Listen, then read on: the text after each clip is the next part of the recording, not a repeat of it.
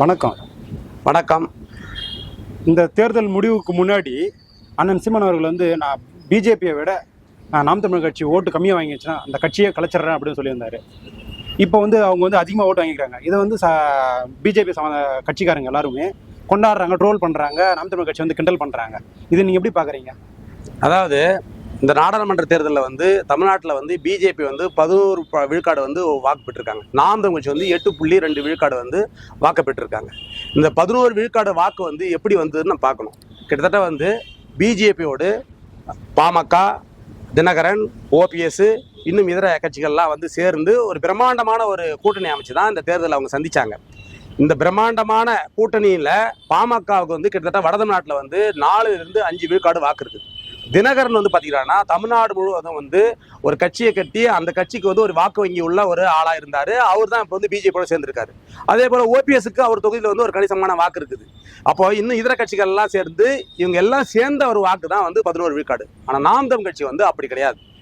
இது கிட்டத்தட்ட வந்து எந்த கட்சியோடும் கூட்டணி இல்லாமல் தனிச்சு நின்று இந்த தேர்தலை வந்து சந்திச்சு இந்த வாக்கு பெற்றிருக்காங்க. அதே போல் பிஜேபின்ற ஒரு கட்சி வந்து பார்த்தீங்கன்னா இந்தியா சுதந்திரம் பெற்றதிலிருந்து ஒரே சின்னத்தில், அதாவது தாமரை சின்னத்தில் வந்து இந்தியா முழுவதும் நிற்கிறாங்க. அந்த சின்னத்தை அவங்க பயன்படுத்தி தான் இந்த தேர்தலை சந்திச்சாங்க. அதனால ஈஸியாக கொண்டு போய் தாமரை சின்னத்தை வந்து மக்கள் மத்தியில் போய் சேர்த்தாங்க. அதே போல் மோதிங்கிற ஒரு பிம்பத்தை வந்து இந்தியா முழுவதும் கட்டமைச்சிருக்காங்க. அது தமிழ்நாட்டிலும் ஒரு பெரிய தாக்கத்தை உண்டாக்குச்சு. அதனால வந்து மோதியின் மூலமாக இவங்க என்ன பண்ணாங்கன்னா அந்த தாமரை சின்னத்தை கொண்டு போய் சேர்த்து இவங்க தேர்தலை சந்திச்சாங்க.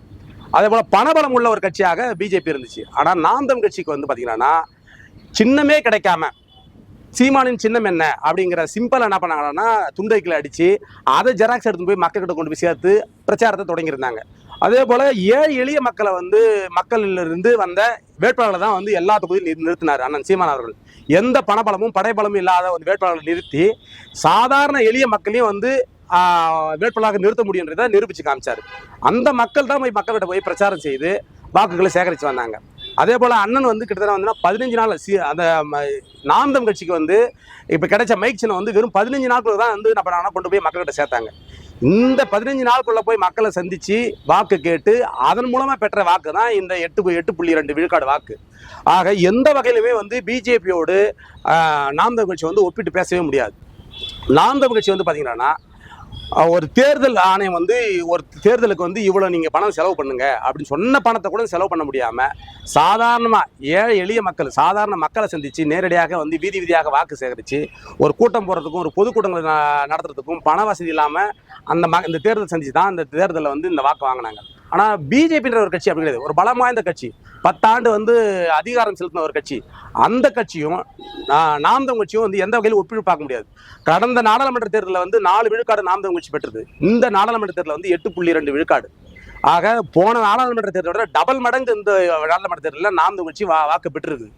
கடந்த முறையெல்லாம் வந்து பார்த்தீங்கன்னா பிஜேபி வந்து நோட்டாவோட போட்டி போடுற ஒரு கட்சி. இந்த கூட்டணி கட்சிகளோடு சேர்ந்ததுனால தான் இந்த வாக்கு அவங்க பெற்றிருக்காங்க.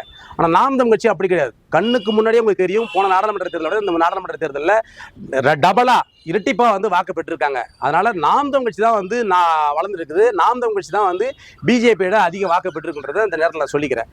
ஒருவேளை பிஜேபியோடைய வாக்கு தெரியும்னா கூட்டணி கட்சிகளுடைய வாக்குகளை எல்லாம் நீங்கள் கழிச்சிட்டு பார்த்தா மட்டும்தான் நாம் தமிழ் கட்சியை விட பிஜேபி அதிக வாக்கு பெற்றிருக்குதான்றதை நம்ம சொல்ல முடியும். ஆனால் செய்தியாளர் சந்திப்பில் கூட வந்து அண்ணாமலை என்ன சொல்கிறாருன்னா, நான் வந்து அதிகம் பெற்றுட்டேன், நீங்கள் கட்சியை கலைஞன்னு சொல்கிறதுலாம் தேவையில்லாத வந்து விவாதம். அண்ணன் சீமானவருடைய உழைப்பும் நாம் தமிழ் கட்சியுடைய உழைப்பும் வந்து உண்மையிலேயே பாராட்டத்தக்க உழைப்பு. உண்மையிலேயே அவங்க வந்து ₹1 கூட காசு கொடுக்காம மக்கள் மத்தியில் போயிட்டு அவங்க வந்து வாக்கு சேகரித்து அந்த வாக்கு பெற்றிருக்காங்க. நான் உண்மையிலே மனதார பாராட்டுறது சொல்லியிருக்காரு. இது எதிரியானாலும் நாம் தமிழ் கட்சிக்கு வந்து அவர் கொடுக்குற வந்து ஒரு பாராட்டா நான் அந்த நேரத்தில் நான் பதிவு செஞ்சுக்கிறேன். என்னதான் இருந்தாலும் பாஜக வந்து கணிசமான வாக்கு வாங்கியிருக்காங்க இல்லையா? ஆமாம், எல்லா இடத்துலையுமே வந்து பெரும்பான்மை வாங்கிக்கிறாங்க ஓட்டு. ஆமாம், இந்த தேர்தலில் வந்து நிறைய இடங்களில் வந்து பிஜேபி வந்து லட்சங்களை வந்து தொட்டிருக்காங்க. அதை நம்ம வந்து வியப்பாக தான் பார்க்குறோம். அதே சமயத்தில் வந்து அதிமுக வந்து நிறைய இடங்களில் டெபாசிட் இருக்கிறது, ஒரு 7 இடங்களுக்கு மேலே வந்து 3ஆம் இடம் போகிறது, இதெல்லாம் வந்து தமிழ்நாட்டுக்கே வந்து ஒரு ஆபத்தான ஒரு போக்கா நான் பார்க்குறேன். அதிமுகவும் திமுகவும் வந்து நாம் தமிழ் கட்சி வளர்ற வரலும் இயந்து போகிறது வந்து அது வந்து தமிழ்நாட்டுக்கே வந்து ஒரு ஆபத்தான போக்கா தான் நான் பார்க்குறேன். ஏன்னா இப்போ ஒரு தமிழ் தேசிய கட்சி வந்து இப்போ வளர்ந்து வந்துங்குது. இவங்க அதிகாரத்துக்கு வர்ற வரலுமே இந்த 2 திராவிட கட்சிகள் வந்து நாம் தமிழ் கட்சியோட போட்டி போடுற ஒரு கட்சியாக இருக்கணும். இதில் 3வது ஒரு தேசிய கட்சி வந்து உள்ள நுழைஞ்சு அவங்க வளர்றது வந்து உண்மையிலேயே தமிழ்நாட்டுக்கு வந்து ஒரு ஆபத்தான போக்கு. இதை வந்து தடுக்க வேண்டிய இடத்துல வந்து அண்ணா திராவிட முன்னேற்ற கழகம் இருந்துச்சு. ஆனால் இந்த தேர்தலில் வந்து அதை வந்து அவங்க கோட்டை விட்டாங்க தான் நான் சொல்லுவேன். அண்ணா திராவிட முன்னேற்ற கழகம் டெபாசிட் ஏற்கிறதும் ஒரு 7-8 தொகுதிகளில் வந்து அவங்க வந்து பிஜேபியோட பின்னுக்கு போகிறதும் மிகப்பெரிய ஒரு ஆபத்தாக தான் நான் பார்க்குறேன். பிஜேபி ஒரு கணிசமான வாக்கு தமிழ்நாட்டில் பெற்றிருக்காங்க. அது கூட தமிழ்நாட்டுக்கு வந்து ஒரு ஆபத்தான ஒரு போக்கு தான். அப்புறம் செல்வ பெருந்தகை அவர்கள் வந்து நாம் தமிழ் கட்சி வளர்றது வந்து தமிழ்நாட்டுக்கு ஆபத்து தான் அப்படின்றாரு. இது எப்படி பார்க்குறீங்க? இந்திய அளவில் 2 கோடி உள்ள ஒரு சீக்கியர் வந்து இந்தியாவை வந்து ஆண்டு பிரதமர் ஆகியிருக்காரு. இது பக்கத்தில் உள்ள தெலுங்கர் கூட வந்து இந்தியாவுடைய பிரதமர் ஆகியிருக்காரு. ஆனால் இந்தியா முழுவதும் 12 கோடி மக்கள் தொகை கொண்ட தமிழர்கள் வந்து இது ஒன்றும் பிரதமர் ஆகியிருக்காங்களா? அது போகட்டும், தமிழ்நாட்டுக்குள்ள வந்து மலையாளி ஆண்டிருக்காரு, தெலுங்கர் ஆண்டிருக்காரு, கன்னடர் ஆண்டிருக்காங்க. ஆனால் ஒரு தமிழ்நாட்டை ஒரு தமிழன் தான் ஆளுன்னு சொல்றது வந்து ஆபத்தானதா? இலங்கையில் பார்த்தீங்கன்னா ரணில் விக்ரமசிங்கே வந்து தோற்று போன ஒரு எம்பி. அவரை வந்து அங்கே உள்ள சிங்களர்கள் வந்து தேர்வு பண்ணி அவரை பிரதமர் ஆகும்னு சொல்றாங்க. ஆனால் சம்பந்தரை வந்து 18 எம்பிக்களை வச்சிருக்காரு. ஆனால் அங்கே வந்து பார்த்தீங்கன்னா சம்பந்தரை வந்து பிரதமர் ஆக்கிறதுக்காக சிங்களர்கள் வந்து யாரும் முன் வரல. ஆக உலகம் முழுவதும் வந்து பார்த்தீங்கன்னா தமிழர்கள் வந்து அதிகாரத்தை நோக்கி போகும்போது தமிழர்களுக்கு வந்து அதிகாரத்தை எந்த ஒரு தேசிய இனமும் விட்டு தர்றதில்லை, யாரும் வந்து அதை அனுமதிக்கிறதும் கிடையாது. ஆனால் தமிழ்நாட்டுக்குள்ள ஒரு அரசியல் கட்சியை கட்டி தமிழ்நாட்டை தமிழருடைய ஆளுன்னு சொல்றது வந்து எந்த வகையில் வந்து ஆபத்தாயிடும்? இது அண்ணன் செல்வ பெருந்தகை வந்து அவர் மீது நமக்கு மரியாதை உண்டு. ஆனால் அவர் எந்த அடிப்படையில் சொல்றாரு? அவர் சொல்றத வந்து ஒரு பொருட்டாம எடுத்துக்க தேவையில்லை, அதை நம்ம கடந்து போவோம். நாம் தமிழர் கட்சி தொடங்கி கிட்டத்தட்ட 14 வருஷம் ஆயிடுச்சு. ஆனாலும் இன்னும் 3வது இடத்துக்கே தான் இருக்கிறாங்க. இது நீங்க எப்படி பாக்குறீங்க? அதாவது இப்போ சமீபத்தில் வந்து ஒரு தொலைக்காட்சிக்கு வந்து தம்பி இடுமோகன் கார்த்தி வந்து ஒரு பேட்டி கொடுத்தாப்புல.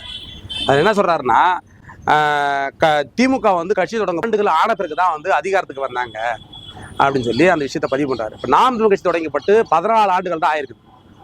இந்த 14 ஆண்டுகளில் வந்து கிட்டத்தட்ட வந்து 8.12 விழுக்காடு வந்து நாம் தமிழ் கட்சி வந்து இந்த வாக்கு பெற்றிருக்காங்க. இதுல இடையில வந்து கமலஹாசன் வந்தாரு, இன்னும் சில பல கட்சிகளை தொடங்கி நாம் தமிழ் கட்சியுடைய வளர்ச்சியை வந்து இவங்க மட்டுப்படுத்துறாங்க. இப்ப நம்ம என்ன சொல்ல வரோம் அப்படின்னா, திமுக வந்து ராபின்சன் தோட்டத்தில் 1949 தொடங்கப்பட்டது. தொடங்கப்பட்டு அவங்க ஆட்சிக்கு வந்து 67, கிட்டத்தட்ட வந்து 18 ஆண்டுகள் அவங்க காத்துட்டாங்க. இன்னும் அந்த 18 ஆண்டு காலம் வந்து நாம் தமிழ் கட்சி வந்து இன்னும் நிறைவு செய்யல. 14 ஆண்டுகள் தான் பாயிருக்கு, இன்னும் 4 ஆண்டுகள் இருக்குது. ஆக 2026 நாம் தமிழ் கட்சி வந்து திமுக அளவுக்கு வந்து ஒரு பலம் வாய்ந்த ஒரு கட்சியாக மாறி தமிழ்நாட்டில் வந்து ஒரு ஆட்சி அதிகாரம் செலுத்துகிற வகையில் வந்து வளர்ந்துருக்குன்றதை அந்த நேரத்தில் சொல்லிக்கிறேன். அதே சமயத்தில் இந்த நாடாளுமன்ற தேர்தலில் பார்த்தீங்கன்னா கிட்டத்தட்ட வந்து ஒரு 11 தொகுதியில் வந்து லட்சங்களை தாண்டி இருக்கு நாம் தமிழ் கட்சியுடைய வாக்கு. இது வந்து ₹1 காசு கொடுக்காம லட்சங்களை வந்து தாண்டி ஓட்டை பெற முடியுன்றது வந்து மிகப்பெரிய ஒரு அசாதாரணமான சாதனை. இந்த சாதனை வந்து 2026 இரட்டிப்பாகும். அப்படி இரட்டிப்பாகும் பட்சத்தில் தமிழ்நாட்டுடைய தலையெழுத்தை தீர்மானிக்கிற ஒரு அரசியல் கட்சியாக நாம் தமிழ் கட்சி மாறும். தமிழ்நாட்டை ஆட்சி அதிகாரம் செலுத்துகிற ஒரு கட்சியாகவும் மாறுன்றதை இந்த நேரத்தில் நான் சொல்லிக்கிறேன்.